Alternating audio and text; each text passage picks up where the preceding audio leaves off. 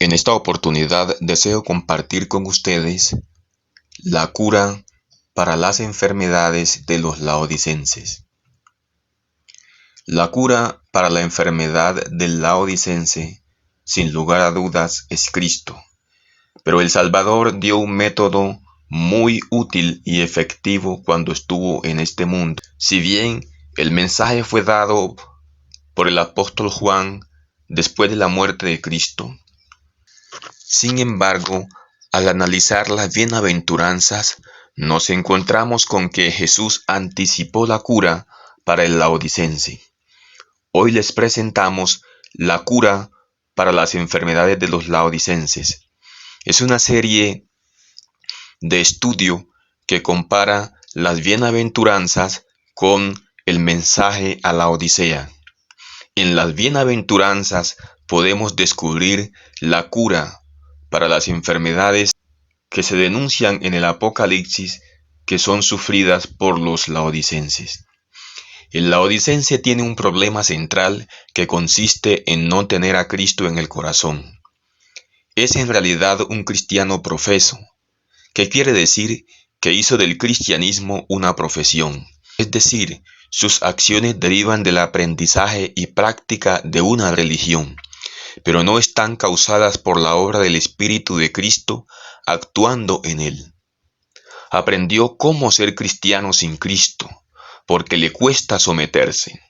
El gran problema del laodicense es que Jesús es para él un huésped costoso, que puede quitarle su mundanalidad y la exaltada posición que ha alcanzado su justicia propia, encumbrada en un pedestal en el que cómodamente se las ha arreglado para vivir en este mundo, adaptado y tranquilo en una zona de confort que en muchos casos hasta considera una bendición de Dios. Pero el enfermo no sabe lo que es realmente.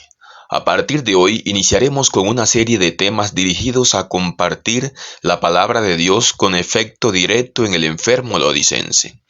Nuestra intención es que por lo menos el enfermo se dé cuenta de su condición.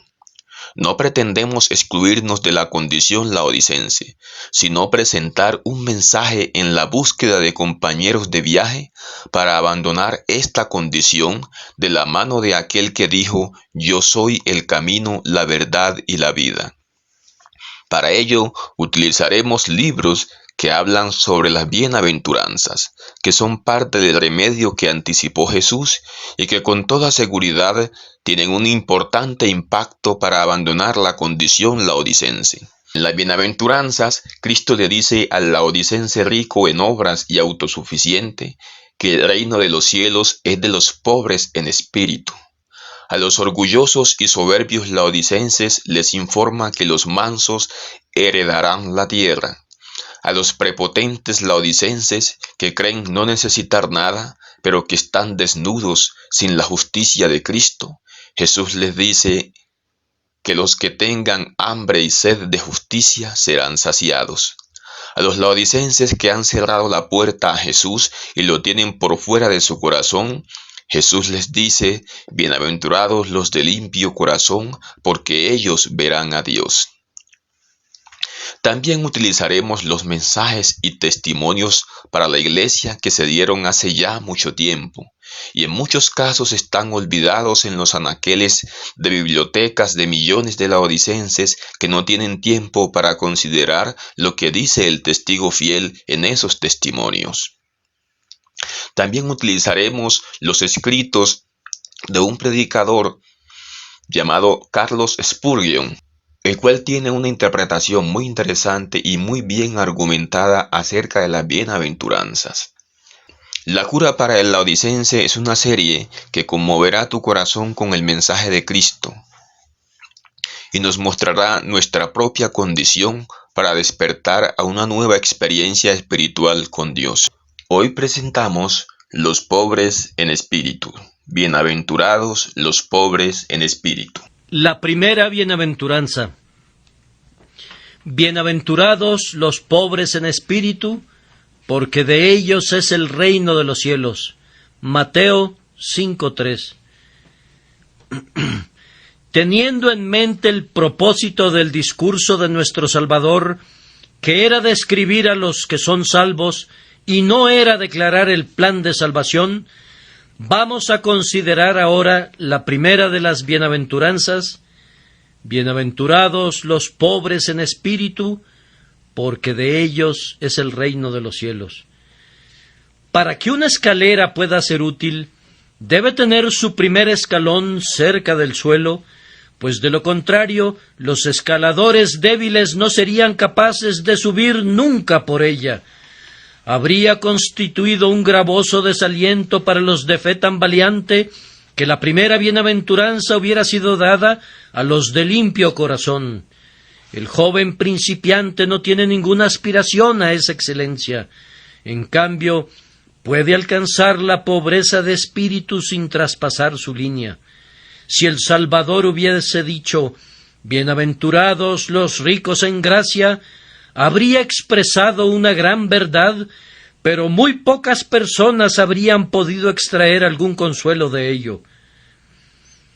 Nuestro divino instructor comienza por el principio, con el propio ABC de la experiencia, y de esta forma permite que los bebés en la gracia aprendan de él. Si hubiese comenzado con logros más elevados, los más pequeñitos se habrían quedado rezagados. Un paso gigantesco al pie de estas grandes escaleras habría impedido rotundamente que muchos intentaran ascender, pero estimulados por un escalón a su alcance, que muestra la inscripción: bienaventurados los pobres en espíritu, miles son inducidos a seguir el camino celestial.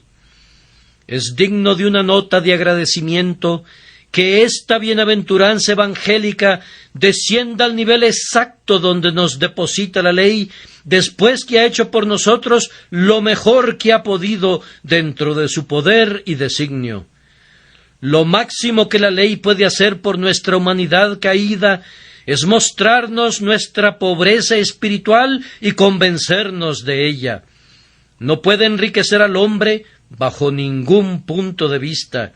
Su mayor servicio es arrancarle su imaginaria riqueza de justicia propia, mostrarle su abrumador deuda con Dios y postrarlo rostro en tierra, lleno de desconfianza en sí mismo.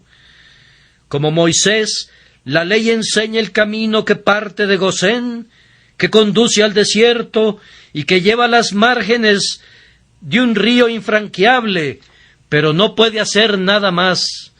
Necesitamos a Josué Jesús para que divida el Jordán y nos conduzca a la tierra prometida.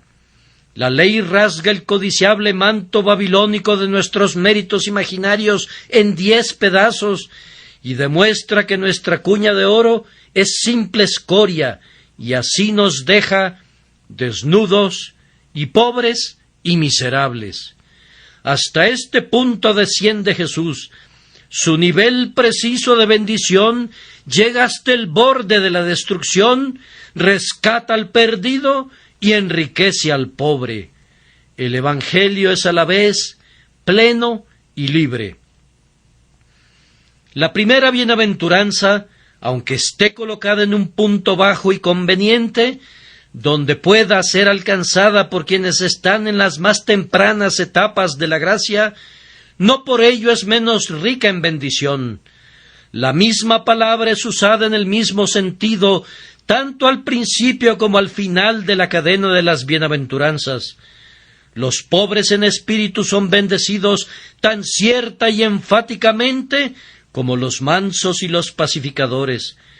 No se hace ninguna sugerencia a un grado menor o a una medida inferior, sino que por el contrario, la más alta bendición que es usada en el versículo 10 como compilación de todas las 7 bienaventuranzas, es atribuida a la primera bienaventuranza en su nivel más inferior, porque de ellos es el reino de los cielos.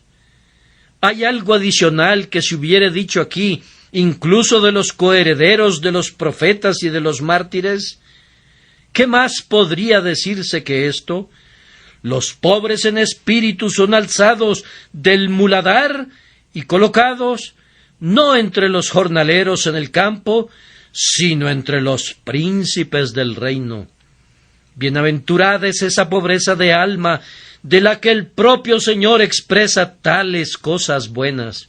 Él le da mucha mayor importancia a lo que el mundo tiene en poca estima, pues su criterio es lo opuesto al necio veredicto de los altivos. Como Watson muy bien observa, cuán pobres son aquellos que se consideran ricos. Cuán ricos son aquellos que se ven pobres. Yo la llamo la joya de la pobreza. Hay algunas paradojas en la religión que el mundo no puede entender.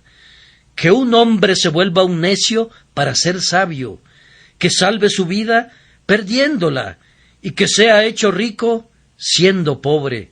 Sin embargo, debe procurarse esta pobreza más que las riquezas.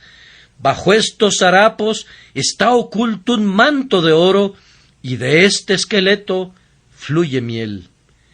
El motivo de colocar primero esta bienaventuranza radica en que es la primera en materia de experiencia. Es esencial para los caracteres subsiguientes, está detrás de cada uno de ellos y es el único terreno en el que pueden ser producidos los otros. Ningún hombre se lamenta delante de Dios a menos que sea pobre en espíritu, ni tampoco se vuelve manso hacia otros mientras no tenga una opinión humilde de sí mismo. El hambre y la sed de justicia no son posibles para quienes tienen una alta opinión de su propia excelencia, y la misericordia para con quienes ofenden es una gracia demasiado difícil para quienes no son conscientes de su propia necesidad espiritual. La pobreza en espíritu es el atrio del templo de las bienaventuranzas. Así como un hombre sabio no planea nunca edificar las paredes de su casa mientras no haya acabado los cimientos, así tampoco nadie que sea diestro en las cosas divinas esperaría ver algunas de las virtudes más elevadas allí donde la pobreza en espíritu esté ausente. Mientras no seamos vaciados del yo, no podremos ser llenados con Dios. Debemos ser desvestidos antes de que podamos ser vestidos con la justicia que es del cielo. Cristo no será precioso nunca mientras no seamos pobres en espíritu. Debemos ver nuestras propias necesidades antes de que podamos percibir su riqueza. El orgullo ciega los ojos y la humildad sincera debe abrirlos, pues de otra manera las bienaventuranzas de Jesús estarían ocultas de nosotros para siempre. La puerta estrecha no es lo suficientemente ancha para permitir la entrada del hombre que es grande en su propia opinión.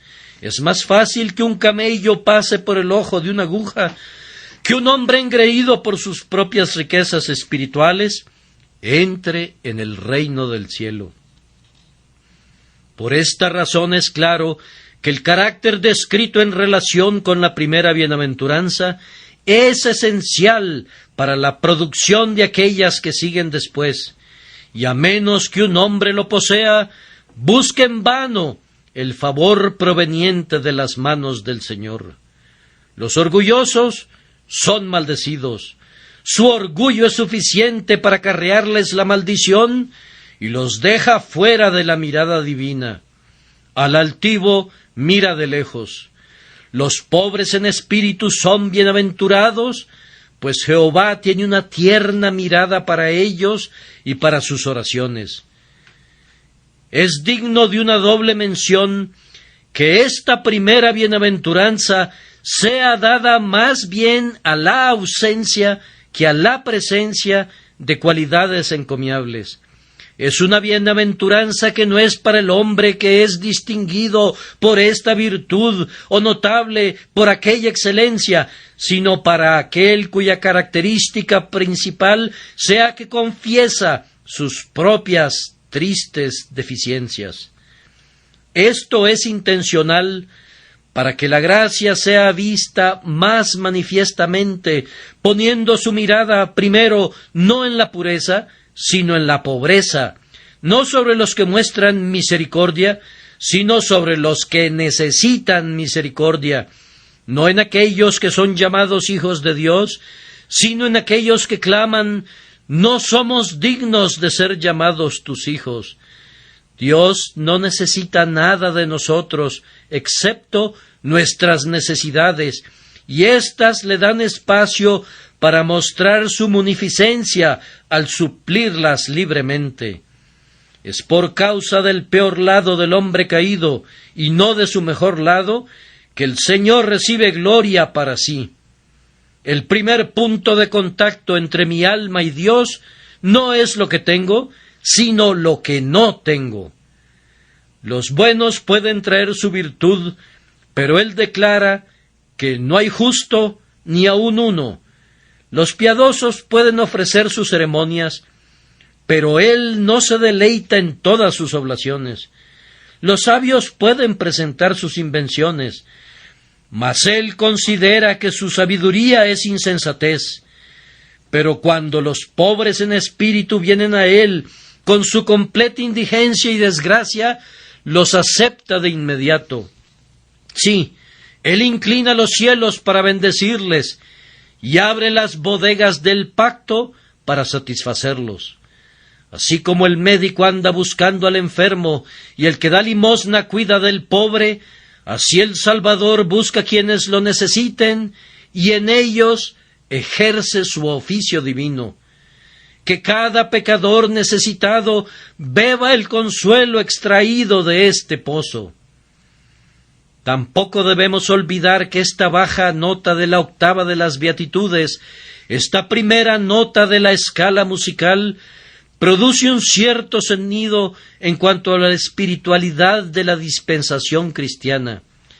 Su primera bendición es asignada a una característica que no pertenece al hombre exterior, sino al hombre interior, a un estado del alma y no a una postura del cuerpo, a los pobres en espíritu y no a los fieles a un ritual. Esa palabra espíritu es una de las consignas de la dispensación evangélica. Las vestiduras sagradas, las genuflexiones, los rituales, las oblaciones y cosas semejantes son ignorados, y el ojo del favor del Señor descansa únicamente en los corazones quebrantados y en los espíritus que se humillan delante de Él. Incluso las dotes mentales son dejadas en la fría sombra y el espíritu es llevado a ubicarse en la vanguardia. El alma, el hombre verdadero, es considerada bienaventurada y todo el resto es estimado como de muy poco valor comparativo. Esto nos enseña, sobre todas las cosas, a preocuparnos por esos temas que conciernen a nuestros espíritus. No debemos quedarnos satisfechos con la religión externa. Si en cualquier ordenanza nuestro espíritu no entrara en contacto con el grandioso Padre de los espíritus, no debemos quedarnos satisfechos. Todo lo referente a nuestra religión que no sea obra del corazón debe ser insatisfactorio para nosotros. Así como los hombres no pueden vivir del tamo ni de la cáscara del grano, sino que necesitan la harina del trigo, así nosotros también necesitamos algo más que la forma de la piedad y la letra de la verdad. Requerimos del significado secreto, de la inserción de la palabra en nuestro espíritu, de la entrega de la verdad de Dios a la intimidad de nuestra alma. Todo lo que no cumpla con esto está desprovisto de la bendición. El grado más alto de religiosidad externa no es bendito, pero la más mínima forma de gracia espiritual está enriquecida con el reino del cielo. Es mejor ser espiritual, aunque nuestro mayor logro sea ser pobre en espíritu, que permanecer siendo carnal, aunque en esa carnalidad nos vanagloriemos de perfección en la carne. El menor en la gracia es superior al más grande en la naturaleza. La pobreza en espíritu en el publicano era mejor que la plenitud de la excelencia externa del fariseo. Así como el hombre más débil y más pobre es más noble que la más poderosa de todas las bestias del campo, así el ínfimo hombre espiritual es más precioso a los ojos de Dios que el más eminente de los hijos de los hombres autosuficientes.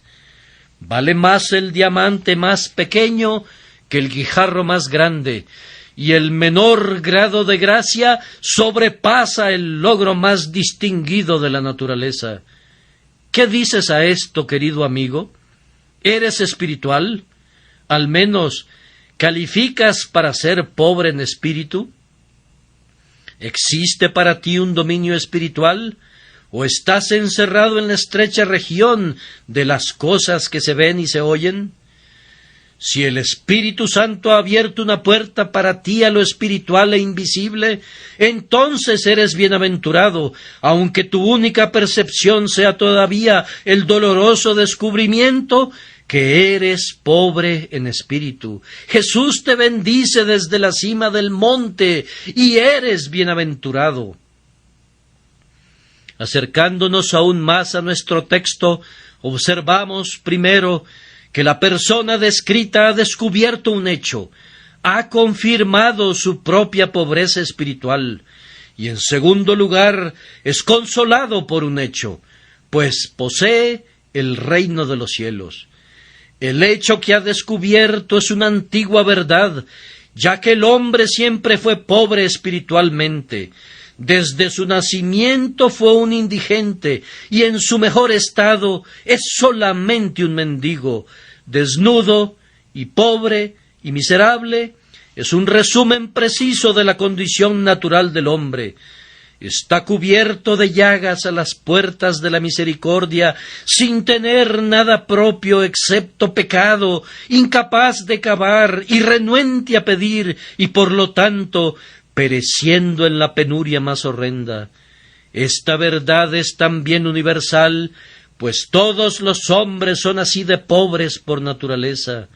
En un clan o en una familia habrá usualmente al menos una persona de dinero, y en la nación más pobre habrá unos cuantos poseedores de riqueza.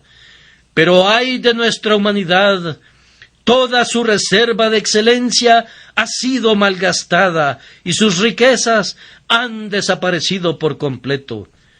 Entre todos nosotros no queda ningún remanente de bien. El aceite de la redoma se ha terminado, el alimento del barril se ha acabado, y el hambre se ha apoderado de nosotros, un hambre más terrible que la que desoló a Samaria en tiempos antiguos. Debemos 10,000 talentos, y no tenemos nada con que pagarlos. No podemos encontrar ni siquiera un solo centavo en todas las arcas del tesoro de las naciones. Este hecho es profundamente humillante. Tal vez un hombre no tenga nada de dinero, pero si no hay ninguna culpa involucrada, no siente vergüenza por ello. Pero nuestra condición de pobreza tiene este aguijón, que es moral y espiritual, y nos sumerge en la reprobación y el pecado. A menudo el pobre esconde su rostro como alguien que está grandemente avergonzado, pero nosotros tenemos una causa mucho mayor para avergonzarnos, pues hemos vivido disolutamente, hemos gastado la riqueza de nuestro Padre y nos hemos sumido en la penuria y en la deshonra. Las descripciones de nuestro estado que nos describen como miserables no estarían completas a menos que nos declararan culpables también. Es cierto, somos objetos de piedad, pero mucho más de censura. Un hombre pobre puede ser digno de estima a pesar de la insignificancia de su vestimenta y la escasez de su provisión. Pero la pobreza espiritual habla de falta, de culpabilidad, de vergüenza y de pecado. El que es pobre en espíritu es por tanto un hombre humillado, y va en camino a ser contado entre aquellos que lloran, de quienes la segunda bienaventuranza dice que recibirán consolación. El hecho descubierto por el bienaventurado del texto es muy poco conocido. La mayor parte de la humanidad es completamente ignorante del asunto. Aunque la verdad relativa a la condición perdida del hombre es enseñada diariamente en nuestras calles, pocos la entienden. No están ansiosos de conocer el significado de un enunciado tan incómodo y tan alarmante, y la mayor parte de quienes están conscientes de la doctrina y reconocen que es escritural, no la creen y la expulsan de sus pensamientos y prácticamente la ignoran. Nosotros vemos, es la jactancia universal de los ciegos del mundo. Lejos de darse cuenta de que son menesterosos, los hijos de los hombres están tan ricamente dotados en su propia opinión, que dan gracias a Dios porque no son como los otros hombres. Ninguna esclavitud es tan degradante como la que induce a un hombre a estar contento con su servidumbre.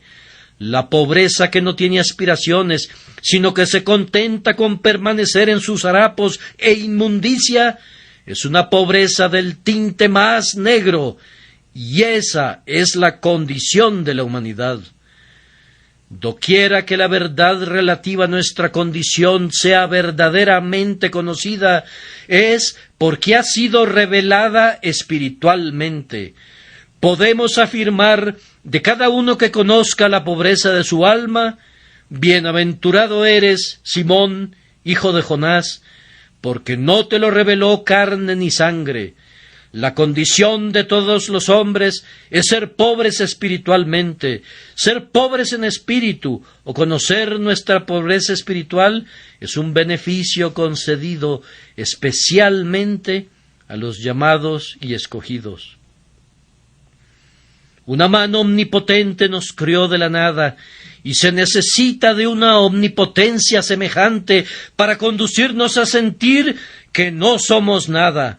No podemos ser salvos nunca, a menos que seamos revividos por un poder infinito, y no podemos ser revividos del todo, a menos que ese mismo poder nos mate. Es asombroso cuánto se necesita para desnudar a un hombre y ponerlo en su verdadero lugar. Uno creería que un mendigo indigente debería estar consciente de su penuria, pero no lo está y no lo estará nunca, a menos que el Dios eterno lo convenza de ello. Nuestra bondad imaginaria es más dura de vencer que nuestro pecado real. El hombre puede ser curado más pronto de su enfermedad que ser convencido de que renuncie a sus alardes de salud. La debilidad humana es un pequeño obstáculo para la salvación comparada con la fortaleza humana. Allí radican el trabajo y la dificultad. De aquí que sea una señal de gracia que conozcamos nuestras necesidades de gracia. El que sabe y siente que se encuentra en tinieblas, ¿posee alguna luz? El propio Señor ha hecho una obra de gracia en el espíritu que es pobre y necesitado y que tiembla ante su palabra. Y es esa obra la que contiene la promesa, sí, la seguridad de salvación, pues el pobre en espíritu posee ya el reino del cielo y nadie lo posee excepto los que tienen vida eterna.